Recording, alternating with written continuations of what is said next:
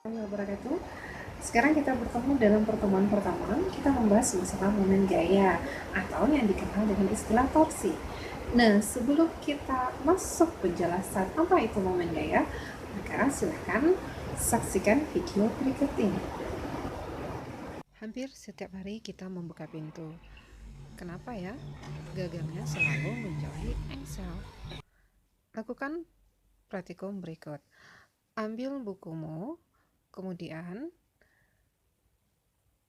dorong di tengah buku. Apa yang terjadi? Maka geraknya lurus. Sekarang dengan cara yang sama, kita dorong pada salah satu tepi buku.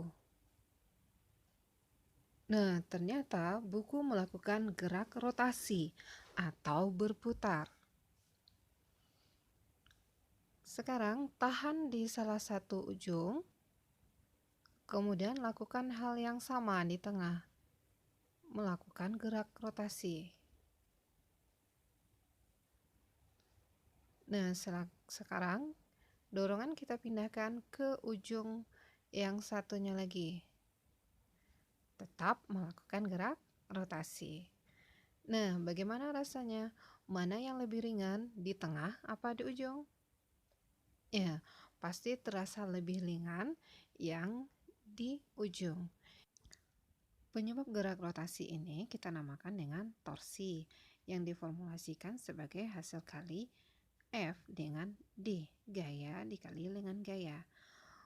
Nah, perhatikan gambar berikut, sebuah benda, kemudian pada salah satu kirinya kita beri engsel. Nah, kita dorong dengan gaya F, kemudian dengan gaya D1. Maka besarnya torsi itu sama dengan F dikali D1.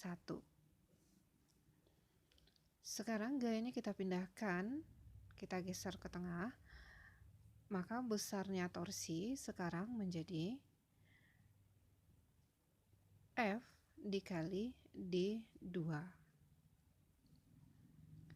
Nah, jika kita bandingkan antara gaya pada kondisi pertama dengan gaya pada kondisi kedua, maka besarnya torsi 1 akan lebih besar dibandingkan dengan torsi kedua, disebabkan lengan gaya D1 besar dari D2. Ini yang menyebabkan kenapa semakin jauh gagang pintu dari engselnya, maka kita akan lebih mudah membuka pintu. Nah, sekarang kita lihat aturan tanda pada torsi. Jika F dikali D-nya menghasilkan arah yang berlawanan arah jarum jam, maka boleh kita sepakati torsinya bernilai positif. Tetapi jika searah jarum jam, maka kita sepakati nilainya negatif. Ingat, ini hanya perjanjian tanda. Yang perlu diperhatikan bahwa gaya dikali dengan gaya harus kita ambil yang tegak lurus. Jika tidak tegak lurus, maka harus kita proyeksikan. Sekarang kita lihat contoh soal berikut. Nah, sekarang sebuah batang diputar melalui sumbu A.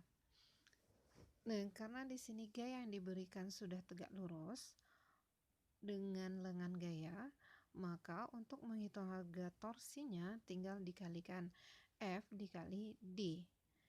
Kita masukkan angkanya, maka didapat nilainya 15 Nm berlawanan arah jarum jam.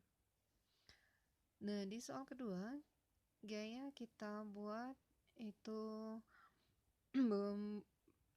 membuat sudut terhadap lengan gaya, maka gaya perlu kita proyeksikan dulu. Maka hasil proyeksi yang tegak lurus dengan lengan gaya di sini menghasilkan nilai F sin alfa. Nah, kita masukkan angkanya. Torsi min FD sin theta. Di sini muncul tanda negatif karena di sini torsinya searah dengan jarum jam.